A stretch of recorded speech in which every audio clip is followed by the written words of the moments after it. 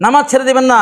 কারণ নামাজ এমন একটা ইবাদত, পৃথিবীতে যত ইবাদত আছে যদি কেউ কোনো ইবাদত ছেড়েও দেয় তাহলে সে সরাসরি জাহান্নামে যাবে, এরকম কোনো হাদিসে বা কোরআনে বলেনি। কিন্তু নামাজ এটা এমন একটা ইবাদত, কেউ যদি ইচ্ছাকৃতভাবে নামাজ ছেড়ে দেয় তাহলে সে জাহান্নামে, সরাসরি জাহান্নামে যাবে। তার মানে কি, সে কুফরি করবে, সে শিরিক করবে।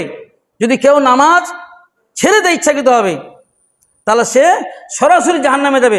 সূরা মুদ্দাসিরে আল্লাহ তাআলা বলছেন, মা সালাকাকুম ফি সাকার। জান্নাতীরা জাহান্নামীদেরকে জিজ্ঞাসা করছে, মা সালাকাকুম ফি সাকার, তোমরা সাকার নামক জাহান্নামে কেন এসছো? ক্বালু লাম নাকু মিনাল মুসাল্লিন।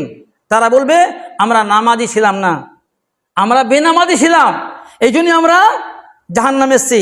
সুতরাং যারা নামাজ ছেড়ে দিয়েছে তারা হয়তো ভাবছে যে আমরা এখনো মুসলমান আছি। না, মুসলমান নেই। হাদিস কোরআন অনুযায়ী বলছে তারা আর মুসলিম নেই। কেন মুসলিম নেই?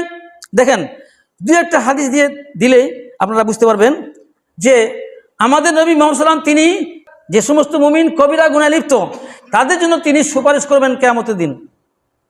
কিন্তু তিনি বলেছেন 3 শ্রেণীর মানুষের জন্য সুপারিশ করবেন না।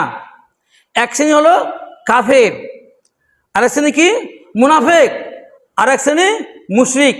এই 3 শ্রেণীর জন্য আমাদের নবী মুহাম্মদ সাল্লাল্লাহু আলাইহি ওয়াসাল্লাম তিনি সুপারিশ করবেন না। যারা নামাজ ছেড়ে দিবে ইচ্ছাকৃতভাবে তারা এক ধরনের মুশরিক এবং তারা কুফরি করলো। দেখেন সহিহ মুসলিমের হাদিস, নবী সাল্লাল্লাহু আলাইহি ওয়াসাল্লাম তিনি বলছেন, ইন্না বাইনা রাজুলি ওয়া বাইনা শিরকি ওয়াল কুফরি তারকু সালাহ।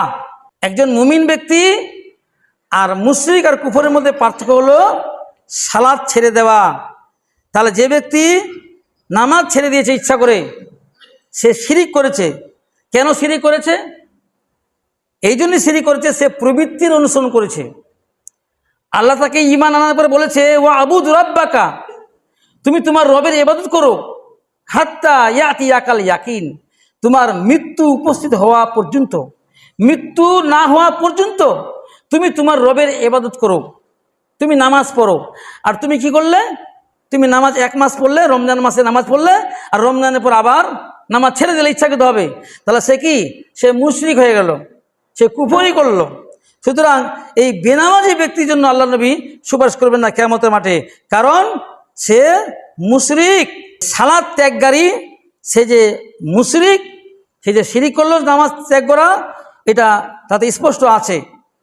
ইবনে মাজাহ হাদিস 1080 নম্বর হাদিস। হাদিসটি শুনেন কি বলছে।